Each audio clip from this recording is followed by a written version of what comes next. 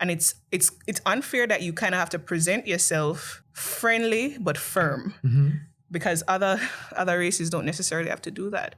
But it's a matter of survival, to be honest. It's really a matter of survival, especially when it comes to healthcare.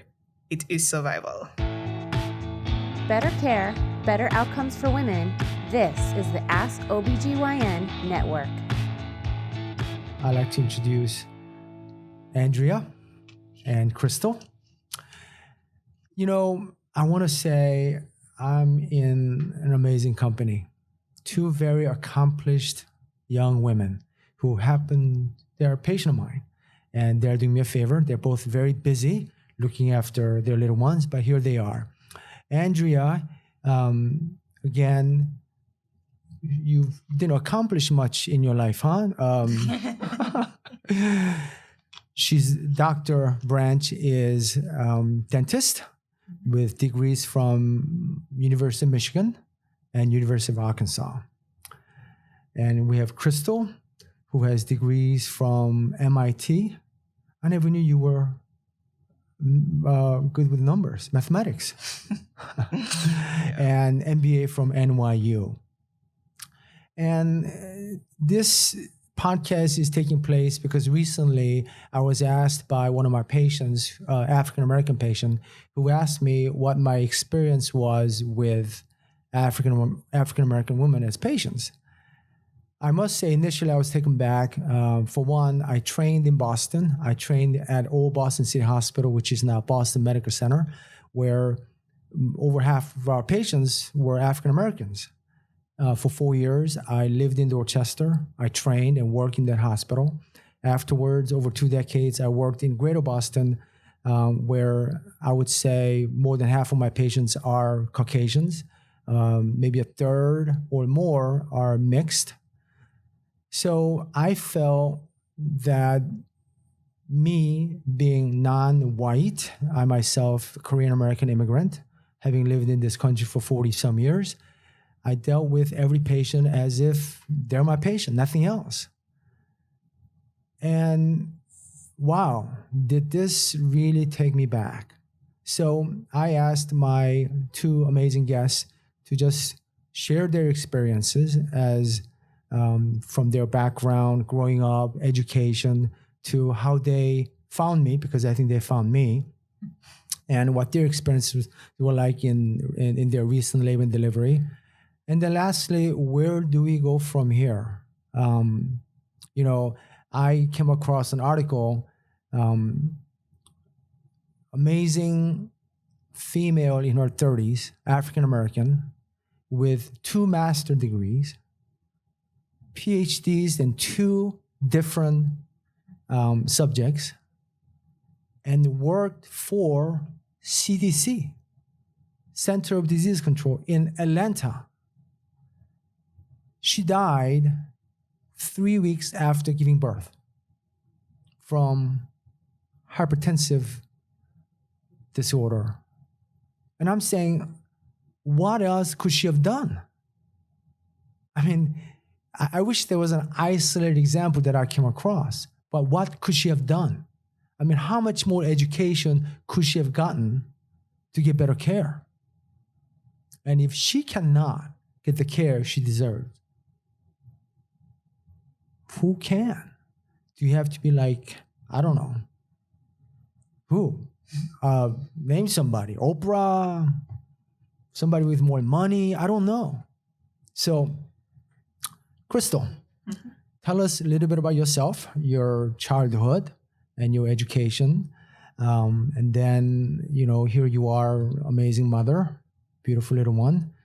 And tell us and share some of your experience with us. Sure. So I grew up in Jamaica.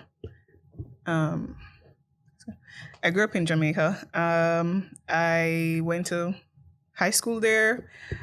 I wanted a challenge to step out of my comfort zone, so I started applying to colleges in the US, and I ended up at MIT and studied there 4 years. Pursued quite a few things, mostly mathematics, some programming, finance. Moved on to NYU Stern to do an MBA, which was a great experience as well. And after my MBA, my husband and I got married like 2 days after my graduation from MIT. He's also an alum. So we got married 2 days after. And after my MBA, during the MBA, we moved back to Boston. And we decided we were ready to start our family, which we did. A big part of the hesitation for me, I mean, obviously, I don't consider myself African American to start with, right? I think there's a unique experience that you have to have had growing up in the US as a Black person to kind of qualify as African American. I definitely identify more as Caribbean immigrant. Mm-hmm. However, that doesn't exclude me from the African American experience for the time that I have been here. And I would say a big part of when I step out into society, I know that I'm looked at naturally as an African American. So when I realize that I'm pregnant, knowing the statistics, knowing what Black women in this country tend to face, not just for healthcare, but other services as well. My big question is, who was going to be my doctor? Which hospital? What's their track record? How do the statistics look? Before I even looked for doctors, I was looking at what are the statistics from Massachusetts compared to the other states in the US. Which hospitals have the highest C-section rates? Why? Which doctors have the highest C-section rates? Why? So those statistics definitely inform my search for healthcare. Now, most people probably don't look up those statistics. You kind of find the nearest doctor to you, or a friend recommends a doctor, or something like that. But I think just being aware of the African American experience in the healthcare system, not just the healthcare system, but in education, higher education, every system that you can think about, I definitely thought that I needed to be more conscious and aware of who I was seeking out for healthcare. And how was your experience? It was great. I'm back again. We're expecting number 2. So I think for me, okay, so I'd gone through probably a ton of doctors in my search, and I came up on your Google page and I realized that you're also an immigrant. Now that says to me that you probably understand my experience. You probably, if you came here, went to school, understand what it's like to kind of have to leave your home behind. Maybe your home isn't wonderful and you leave everything you know behind to come and start a new life here, build a new life here. You probably understand my experience. And you probably will look at me for my grit, my determination, and what I try to accomplish for my life rather than my pigment. So I think that choosing a doctor who could identify with your experience, I think for me that was really crucial. And I think that's what allowed me to step through the door. And I think I was right. It was great. So, and Winchester Hospital was also great. Mm-hmm. I thoroughly enjoyed my experience there. And I'm hoping it will be the same again. You know, talking about statistics, it's really shocking. There are varying numbers, but one number is that it really sticks to my mind. Compared to white pregnant patients, African American, 243% higher chance of pregnancy-related death. And this one out of New York City. New York City we're talking about. We're not talking about Arkansas, Alabama, Louisiana, New York City. Pregnant African American women 12 times more likely to die than white pregnant women. And that college-educated Black women or African American women as much or less likely to receive good care compared to white high school dropout. which really says, you can't educate yourself out of this mess. And we're not talking about data from 1950s, 60s. These are numbers from just a few years ago from New York City. It's shocking. And, just talking about our experience, Krystal and myself, I think because I have patients from so many different places. You're right. I am an immigrant, and I think I do see things differently. And all my patients, I see you, pregnant patient. I don't really see you from Jamaica, Arkansas, Dubai. I just see you. And we build a relationship, and I think right away we have the communication in place, and off we go. That being said, I feel like there's something we got to be able to do, even at very small scale, to address this, which is why we are here. And Andrea, tell us about yourself. Yes. Where should I start? Originally from Arkansas. Let's get up some. Moved to or raised in Detroit, Michigan. I attended undergrad at the University of Arkansas, Pine Bluff, and then went on to grad school at the University of Michigan. I met my husband there at the University of Arkansas. So by the time we married and we moved to Boston, we were about 10 years in the game, and a couple of years went by and we started discussing family planning. And even though it seemed like a pretty good time in our careers where we could maybe take a break or just kind of focus on that, I was hesitant. I was very apprehensive, almost borderline terrified. I had also read just about every journal article that I could. But be it from, not necessarily from my upbringing, but even my schooling and experiences in grad school, I was quite aware of the implicit biases that my classmates had, being a majority and I the minority. I had also experienced it from the other side of the table where I felt I had seen physicians, different ethnicities, nationalities, that would minimize my concerns. And so here I am.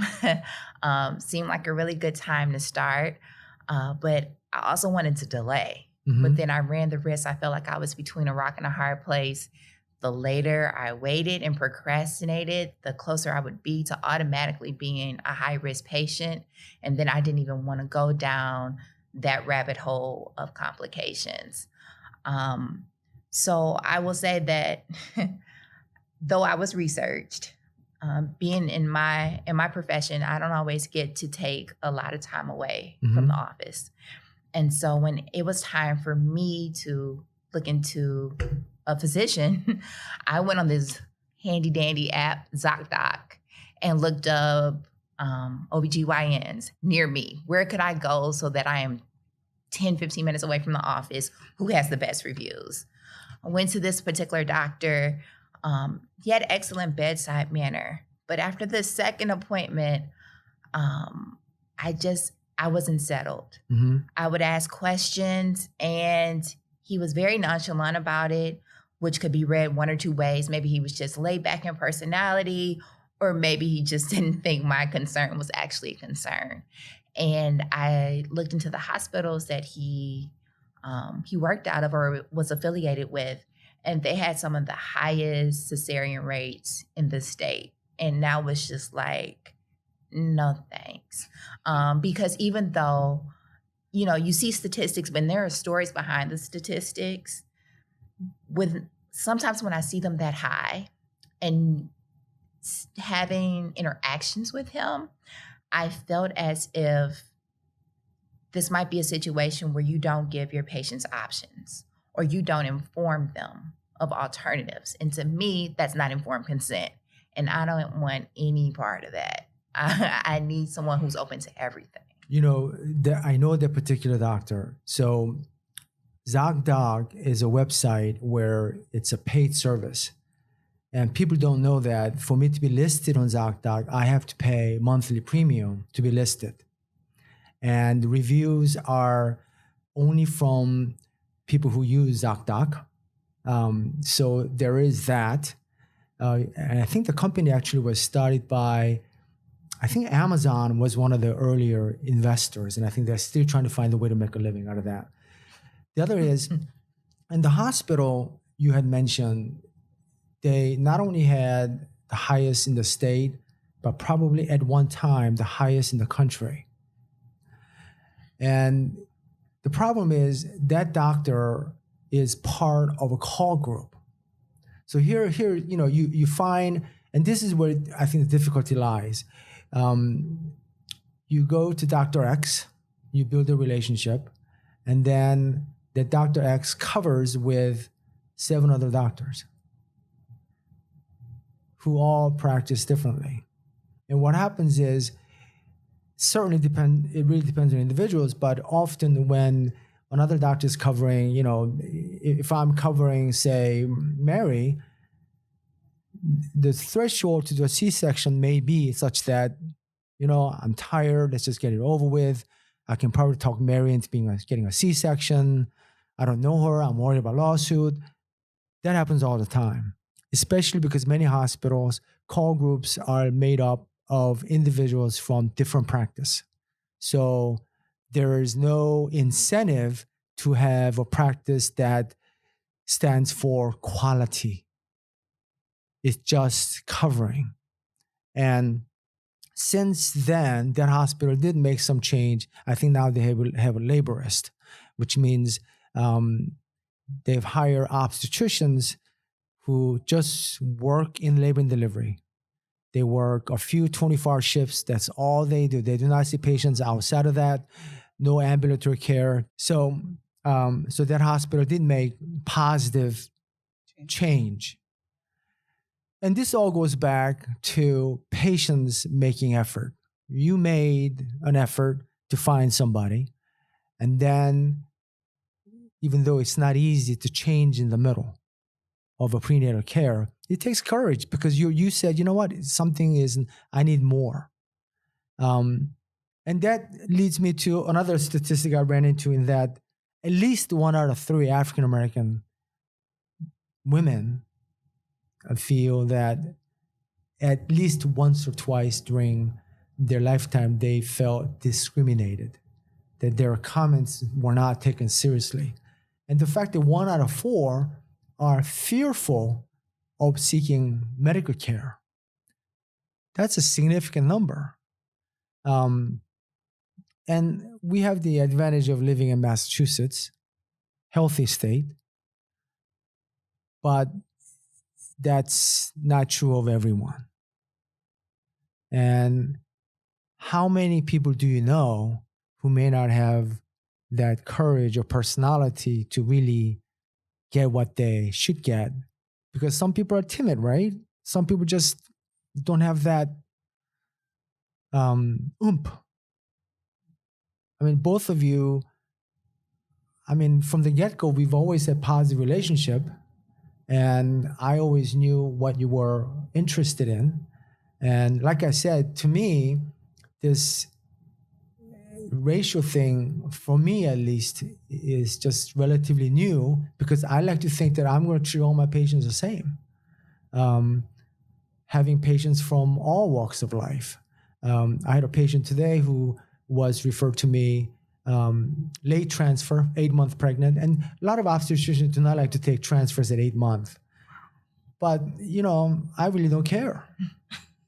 And trying to build a relationship is just because she needs an obstetrician. And then I thought about an experience I had about a year ago. I had African-American women nurse. This is a really, I just remember this because she's a nurse and she had horrible first pregnancy where outcome was okay, but prenatal care she really did not enjoy. And she didn't really go into as to where she got it. But she got to my office as the first time prenatal care seeker at 35 weeks. A nurse. And I asked her, why did you not start? She said, I had such a bad experience. the last time I was afraid. Oh. And I knew I was okay because baby was moving. And, this is, and I think how many are out there that we're not finding? Yeah. I think if you're going about your daily life and you're having experiences that are conditioning you to not speak, to always stay calm, not come off as aggressive. African American women are often portrayed in media and in society as aggressive, as loud, as quite a few things. But the more aggressive you seem, it's like the more you fulfill that picture of African American women. And a lot of women are kind of conscious not to ruffle feathers. And I feel like sometimes it translates to other services that you might seek. So for instance, you might think there's a problem with your pregnancy and you might be seeing signs and symptoms and you're talking with your doctor, but maybe because of an implicit bias, your doctor thinks, oh, she probably doesn't know what she's talking about. She probably isn't educated. She probably doesn't understand. So they might minimize your experience. And you having implicitly been told through different experiences in society to kind of keep calm, remain cool, you just kind of go with it and say, okay, he's probably right. He's the doctor. He's in the position of power. He knows what he's talking about. And you just kind of go along with it. And I feel like sometimes that leads to negative outcomes that could have been avoided if the mother was taken more seriously, So I really think that, number one, it's unfortunate that you have to do this, but whenever you as an African-American woman come into contact with somebody who's providing a service, I feel like you have to make them aware that you're intelligent. You have to make them aware that friendly, you understand where you are, because other races don't necessarily have to do that. Otherwise, people just it's a matter of survival, to be honest. It's really a matter of survival, especially when it comes to healthcare. It is survival. While the end result of pregnancy is amazing, and I always say it's a miracle, but it is a health condition. Yeah.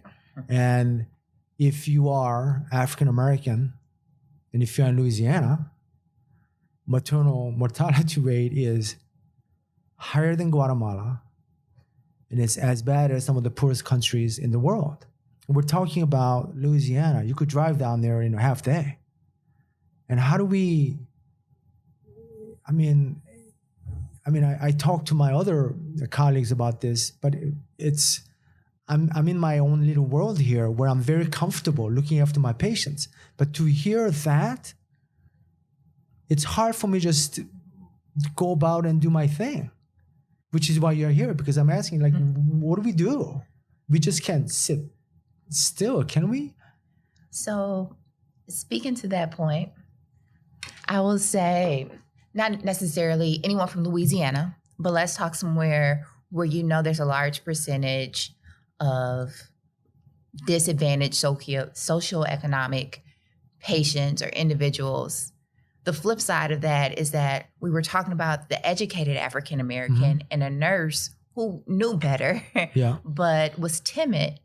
You have African Americans who have a cultural bias in teaching. So you have the young woman who has many women in her family who have found out they were pregnant very late in pregnancy and they've been just fine. Or they have aunts and they have grandmothers who tell them, oh, just do this, do that. Right. And they think it's okay. And then they get themselves in a bind. Or whereas, you brought the point that you have to be firm, yet friendly. There's a sense of having to be polite. And so that you felt, I don't know, some type of way, or you felt degraded, belittled, not heard at your appointment. And the polite thing to do is just not to return. And so who suffers? The patient and that child. So there's so many different reasons, and it's just a tangled web. Yeah. It's so many ways you have to approach the situation. I think also to like, if you look at states like Louisiana, Arkansas, there's also a bigger picture to keep in mind here. The South traditionally is less developed. Property values tend to be a lot less, compared to like places like Massachusetts or New York or New Jersey. And salaries tend to be less as well. And there just seems to be a situation where there are less resources available. Whose fault is that? That's a totally different question. Sure. But there seems to be less resources available in these states. And when you have a situation where, let's say you're in a poor community and you have a hospital there, tax dollars are few. Maybe the government just hasn't allocated enough money. The hospital is underfunded. The schools are underfunded. The services in these communities are underfunded. That tends to attract subpar providers. When you have subpar providers who don't have financial incentive to do better, you often end up with terrible outcomes. No, I think that there are many ways to kind of tackle this problem. And obviously, social handouts don't work for very long. You know, like giving away money or just throwing money at the problem doesn't always work. You have to ask, why do we have this system of inequality? Why do we have this situation where there might be this one outlier hospital, but it's in this rich, affluent community? Well, obviously, there are tax dollars to help that hospital. So we have to ask, what can we do through education? What can we do through childhood nutrition? What can we do through training mothers in these communities to kind of help their families up that ladder of social progress? And I feel like when we tackle those fundamental issues, that's when we can have real solutions to why a hospital is underfunded. You might throw money at it, but there are still systematic social issues within that hospital that aren't solved yet, that even if you throw money at it, it won't do much. You don't happen to have an MBA or anything, right? I don't. You know, so I feel like I just opened a big novel and I just started the first page. You know, it has like 1,200 pages long. So I would just, again, come back and say, in our own little world north of Boston, do you have any suggestion as to what we could do, maybe just to let people know about, like, suggestions you had about being firm and friendly, to your suggestion about, you know, researching data to figure out where they should go? Because there are plenty of patients out there. And I'm seeing huge influx of immigrants from Africa around the 495 Beltway, from Uganda, Ghana. I'm seeing huge number. In short of the insurance issue, I wish there was like a 1-800 number they can call and say, here are the list of people you can call for appointments or just talking. And we haven't even talked about, and we're talking about pregnancy related, but we haven't even touched the postpartum. Because, you know, trying to find for a postpartum therapist, culturally sensitive therapist, to talk about postpartum blues and depression, I don't even know where to start with that one, because there just aren't any. There aren't any for anybody, because it's just a big problem and not enough providers. Well, I think that one way to kind of first of all, the message is out there. If you aren't aware as a Black woman of what's happening in this country, I mean, you must be under a rock or something. You know, even if you aren't aware of the statistics, you are aware that there is a disparity, just because you most likely have experienced it. You know, so I definitely think whether you put it on a screen somewhere or whether you do it on Instagram, the messages out there, whether by experience or by reading. Mm-hmm. You know, I think you touched on it. What can we do? You know, like what can be done to address these issues? In Louisiana, maybe, I don't know. Maybe I sat on the I was driving here and I was like, what could actually work in the southern states? And the only thing that came to mind is, what do you do in a company when you want incentives to be aligned? Money, Mm-hmm. you know? Maybe if there was some incentive for doctors, financial incentive for doctors to have better outcomes of Black patients, Mm-hmm. maybe something could be done. Mm-hmm. But here in Massachusetts, I feel like there is definitely a plethora of good doctors. It's how do you connect to them? And I think it goes back to tapping back into your community, tapping back into the women around you. Maybe they've had bad experiences, so don't go to that doctor. Maybe you find one who's had a good experience. Oh, go to that doctor, you know? So tapping into your network, tapping into, obviously reading, but tapping into your network to hear about both good and bad providers. And you're fairly active in your church, are you not? Yes. In which- I've sent people from my church to you. Quite a few, actually. Yeah. Yeah. I think it's in Winchester. Yeah. My church is yes. But that's also how I get the message out there.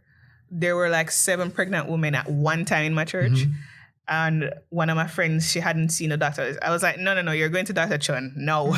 Yeah. And other women also became pregnant. And I'm like, both me and that friend, you know, we sent all of them saying, oh, go and see Dr. Chun. Because you know the experience that you've had. Mm-hmm.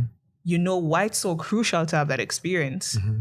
So you definitely don't want somebody in your network to have a bad experience. So you say, please just go and see him. Even if you're already seeing a doctor, you might be interested.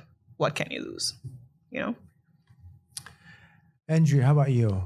So I'm somewhat encouraged that moving forward, the statistics will change. Mm-hmm. Doing exactly what you're doing now.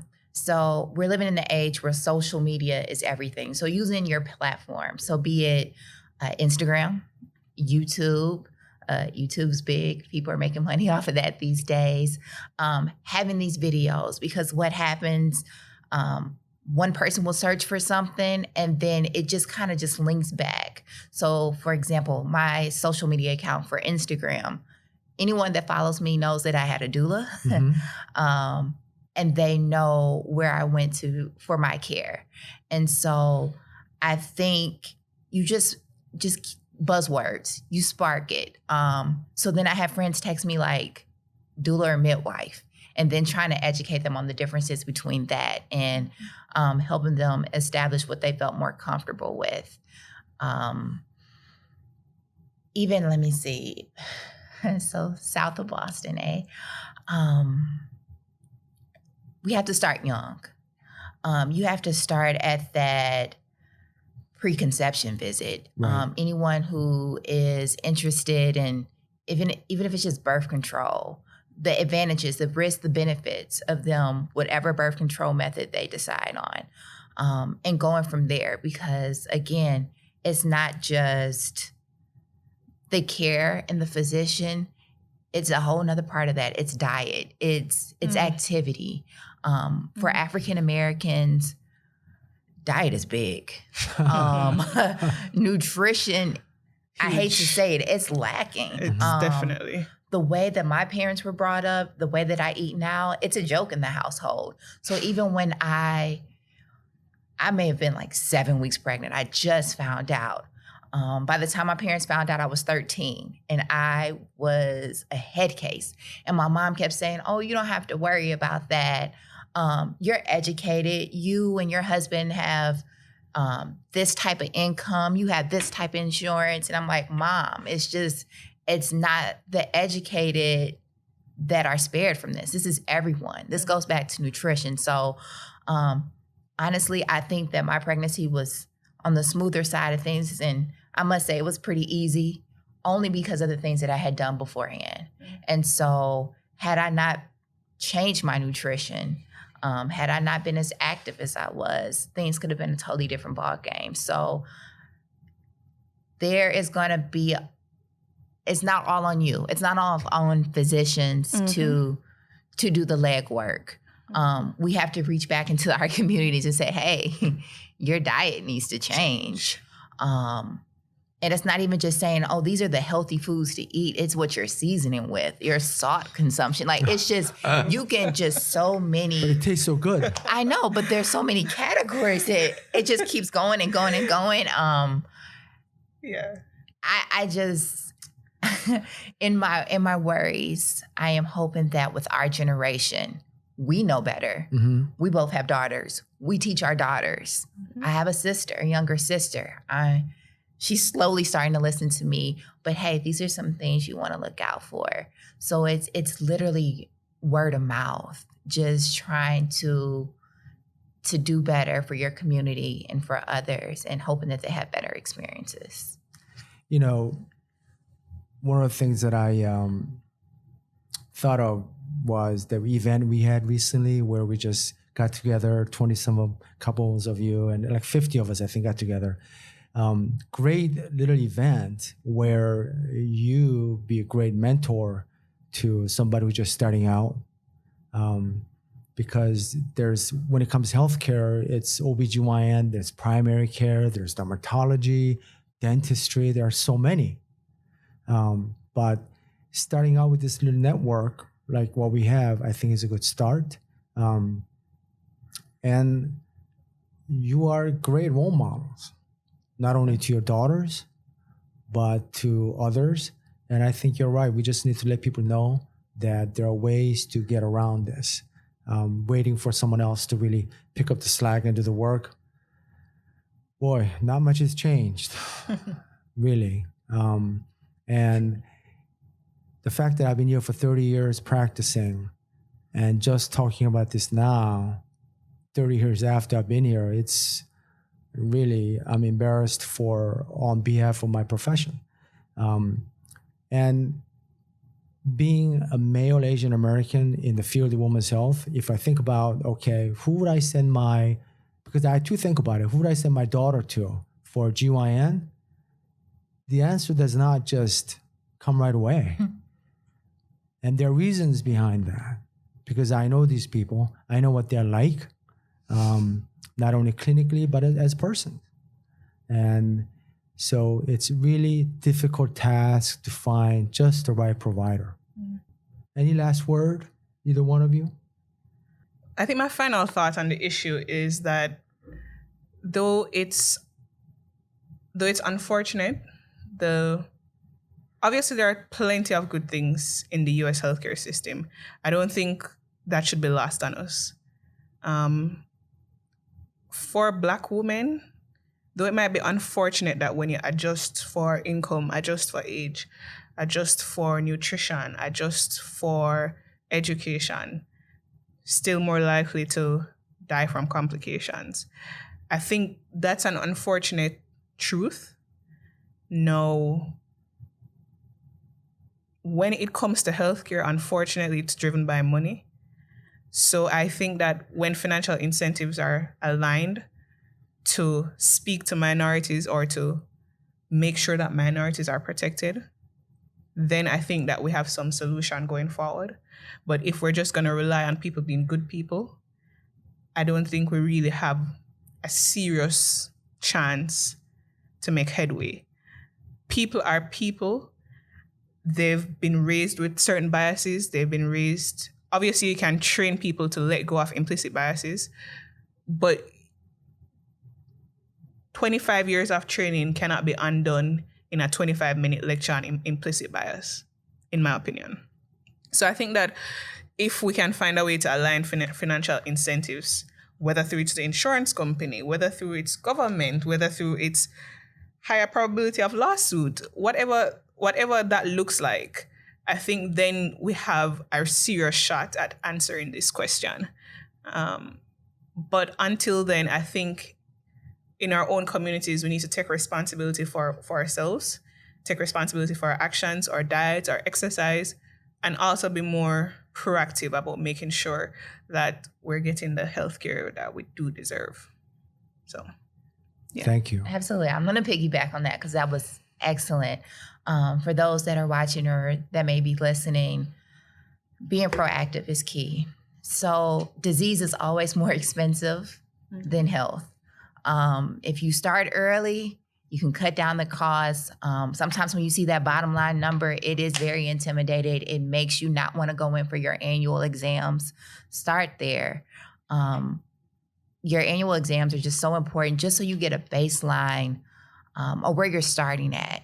You might feel great, but your vitals, your blood work might not line up with that. So that's always a start, to start there. When you do find a physician, I had to get over for myself. Seriously, there's no question that it's a dumb question. If you feel like the response from that doctor makes you feel as if you had asked a dumb question, then it's probably time to find a different provider. And it is worth that investment. It's worth that time to find someone else. Even if you don't know where to start with your concerns, just ask, what should I be concerned about? I just hope that that this podcast reaches listening ears, someone who's, women that want to make the effort and to not take where they are for granted. One of the biggest things for me was to not take my health, not take my privilege for granted. So I hope that everyone could be just as serious about that as well. I'd like to thank both of my guests, very busy moms, professionals, amazing words, and we look forward to having you again soon. Thank you very much. Thank you. Thank you so much for listening. If you found today's information helpful, I really appreciate it if you leave us a review. That helps the podcast rank higher, and that means more women find this resource and improve their lives. Don't forget to subscribe, and we'll see you next week.